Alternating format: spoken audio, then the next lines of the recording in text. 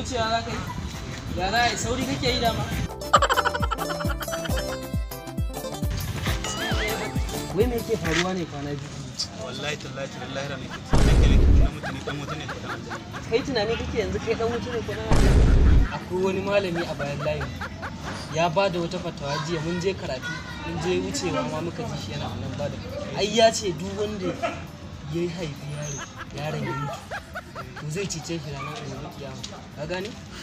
kai zai cece shi dan Allah daga gaske kake serious ai na zo wucewa kawai sai na ji wannan na ce to wannan ai babban shawara ce Allah wallahi ma fa na san maganar ta Allah kai